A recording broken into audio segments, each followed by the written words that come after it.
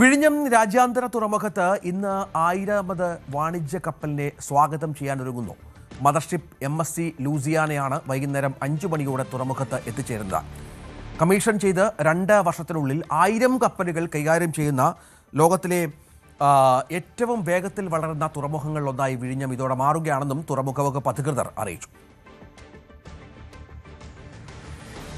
വികസന കുതിപ്പിന്റെ ചരിത്രം കുറിക്കുന്ന കേരളം വലിയൊരു അഭിമാനത്തിന്റെ നിമിഷത്തിലാണ്. അതിനെക്കുറിച്ചാണ് ഇനി. നമ്മുടെ വിഴിഞ്ഞം തുറമുഖം വലിയ നേട്ടം സ്വന്തമാക്കുന്നു. ഉദ്ഘാടനം കഴിഞ്ഞ് ഇതുവരെ തുറമുഖത്തടുത്ത കപ്പലുകളുടെ എണ്ണം 1000 പിന്നിടുന്നു. കേന്ദ്ര സർക്കാരിന്റെയും സംസ്ഥാന സർക്കാരിന്റെയും ഇച്ഛാശക്തിയുടെ ഫലമായി യാഥാർത്ഥ്യമായ വിഴിഞ്ഞം അതിന്റെ തുറമുഖത്ത് തേരോട്ടത്തിൽ ഇതൊരു ചുവട് മാത്രമാണ്. ഇനിയുമേറെ മുന്നേറാനുണ്ട്. അതേസമയം വിഴിഞ്ഞം പദ്ധതി വലിയ നേട്ടങ്ങൾ കൊയ്യുമ്പോഴും പ്രാദേശിക വികസനത്തിന് കാര്യമായ സംഭാവന ഉണ്ടാകുന്നില്ല എന്നുള്ള വിമർശനവും ശക്തമാണ്. വിഴിഞ്ഞം സുപ്രധാനമായ ഒരു ഘട്ടം പിന്നിടുകയാണ്. ഉദ്ഘാടനം കഴിഞ്ഞ് ഇതുവരെ വിഴിഞ്ഞത്തെത്തിയ കപ്പലുകളുടെ എണ്ണം 1000 പിന്നിടുകയാണ്. ജൂൺ ആദ്യവാരം തന്നെ തുറമുഖം 900-ലധികം കപ്പലുകളെ കൈകാര്യം ചെയ്തിരുന്നു. അതിന് പിന്നാലെ കപ്പൽ ഗതാഗതം അതിവേഗം വർദ്ധിച്ചതോടെയാണ് ഈ ഒരു പ്രധാനപ്പെട്ട നേട്ടത്തിലേക്ക് വിഴിഞ്ഞം എത്തുന്നത്.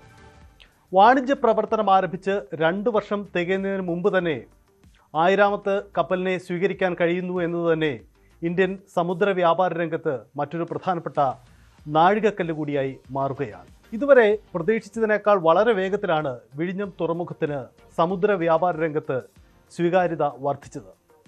രാജ്യത്തെ തന്നെ ഏറ്റവും വേഗത്തിൽ വളർച്ച നേടുന്ന തുറമുഖമായി വിഴിഞ്ഞം മാറിക്കഴിഞ്ഞു. ലോകത്തിലെ ഏറ്റവും വലിയ കണ്ടെയ്നർ കപ്പലുകളായ MSC ഐറിന ഉൾപ്പെടെ നിരവധി അൾട്രാ ലാർജ് കണ്ടെയ്നർ വെസലുകൾ ഇതിനകം തന്നെ വിഴിഞ്ഞത്ത് എത്തിയിട്ടുമുണ്ട്. അന്താരാഷ്ട്ര കപ്പൽ ചാനലിൽ നിന്നും വെറും 10 നോട്ടിക്കൽ മൈൽ അകലെയുള്ള സ്ഥാനം വിഴിഞ്ഞത്തെ പ്രധാന ട്രാൻസിറ്റ്മെന്റ് ഹബ്ബാക്കി മാറ്റിക്കഴിഞ്ഞു. വിഴിഞ്ഞം അന്താരാഷ്ട്ര തുറമുഖം ഇതുവരെ പിന്നിട്ട ആ പ്രധാനപ്പെട്ട നേട്ടങ്ങൾ എന്തൊക്കെയാണ് നോക്കാം. 1. ഇന്ത്യയിലെ ആദ്യത്തെ സമർപ്പിത ഡീപ് വാട്ടർ ട്രാൻസ്ഷിപ്മെന്റ് തുറമുഖം. വിദേശ ട്രാൻസ്ഷിപ്മെന്റ് ഹബ്ബുകളെ ആശ്രയിക്കാതെ തന്നെ ഇന്ത്യയിൽ തന്നെ കണ്ടെയ്നർ കൈമാറ്റത്തിന് ഇത് വഴിയൊരുക്കി എന്നതാണ് പ്രത്യേകത. 2. വാണിജ്യ പ്രവർത്തനത്തിൻ്റെ വിജയകരമായ തുടക്കം. പരീക്ഷണ ഘട്ടത്തിന് ശേഷം സ്ഥിരമായ വാണിജ്യ സേവന പ്രവർത്തനങ്ങൾ വേഗത്തിൽ തന്നെ ആരംഭിക്കാൻ കഴിഞ്ഞു എന്നതാണ് മറ്റൊരു നേട്ടം. മറ്റൊരു കാര്യം 20 ലക്ഷം TEU കൈകാര്യം ചെയ്തു എന്നതാണ്. രാജ്യത്തെ ഏറ്റവും വേഗത്തിൽ 20 ലക്ഷം കണ്ടെയ്നറുകൾ കൈകാര്യം ചെയ്ത തുറമുഖമായി വിഴിഞ്ഞം മാറിക്കഴിഞ്ഞു. 4ാമത്തെ പ്രധാനപ്പെട്ട നേട്ടം 1000ാമത്തെ കപ്പലിനെ സ്വീകരിക്കുന്ന ആ പ്രധാനപ്പെട്ട നാഴികക്കല്ല് തന്നെയാണ്. ചുരുങ്ങിയ കാലത്തിനുള്ളിൽ തന്നെ ഇത്ര അധികം കപ്പലുകൾ കൈകാര്യം ചെയ്യുന്നു എന്ന നേട്ടമാണ് സ്വന്തമാക്കുന്നത്. ലോകത്തിലെ ഏറ്റവും വലിയ കണ്ടെയ്നർ കപ്പലുകളെ സ്വീകരിച്ചു ഈ തുറമുഖമെന്ന പ്രത്യേകതയുമുണ്ട്. MSC ഐറിന, MSC തുർക്കി തുടങ്ങിയ അൾട്രാ ലാർജ് കണ്ടെയ്നർ കപ്പലുകൾ വിഴിഞ്ഞത്ത് എത്തിക്കഴിഞ്ഞു. 6ാമത്തെ പ്രധാനപ്പെട്ട നേട്ടം പ്രധാന ഷിപ്പിംഗ് കമ്പനികളുടെ സർവീസ് ഇവിടെ ഉണ്ടായി എന്നതാണ്. ലോകത്തിലെ ഏറ്റവും വലിയ കണ്ടെയ്നർ ഷിപ്പിംഗ് കമ്പനികളിലൊന്നായ മെഡിറ്ററേനിയൻ ഷിപ്പിംഗ് കമ്പനി, അതായത് MSC, വിഴിഞ്ഞത്തെ പ്രധാന തങ്ങളുടെ ട്രാൻസ്ഷിപ്മെന്റ് കേന്ദ്രമായി ഉപയോഗിക്കുകയാണ്. ആഗോള സമുദ്രപാതയ്ക്ക് സമീപം കിഴക്ക് പടിഞ്ഞാറ് അന്താരാഷ്ട്ര കപ്പൽ പാതയിൽ നിന്നും ഏകദേശം 10 നോട്ടിക്കൽ മൈൽ മാത്രം അകലെയുള്ള സ്ഥാനം തുറമുഖത്തിന് വലിയ തരത്തിലുള്ള മത്സര മികവ് നൽകുന്നു എന്ന പ്രത്യേകതയുമുണ്ട്. വലിയ ഡ്രഡ്ജിങ് ആവശ്യമില്ല എന്ന പ്രത്യേകത അത് പ്രകൃതിദത്തമായി തന്നെ നമുക്ക് കനിഞ്ഞു കിട്ടിയ ഒരു പ്രത്യേകത കൂടിയാണ്. ഒപ്പം മറ്റ് പ്രധാനപ്പെട്ട നേട്ടങ്ങളിലേക്ക് വരുമ്പോൾ ദക്ഷിണേഷ്യയിലെ ഏറ്റവും പുതിയ ഒരു ട്രാൻസ്ഷിപ്മെൻറ്റ് ഹബ്ബായി വിഴിഞ്ഞം മാറിക്കഴിയുന്നു എന്നതാണ്. മുമ്പ് port of Colombo, port of Singapore, port of Jebel Ali എന്നിവയെ ആശ്രയിച്ചായിരുന്നു ഇന്ത്യൻ ചരക്കിൻ്റെ ഒരു ഭാഗം ഇപ്പോൾ പൂർണ്ണമായും വിഴിഞ്ഞത്തേക്ക് മാറിക്കഴിഞ്ഞു എന്ന പ്രത്യേകതയുമുണ്ട്.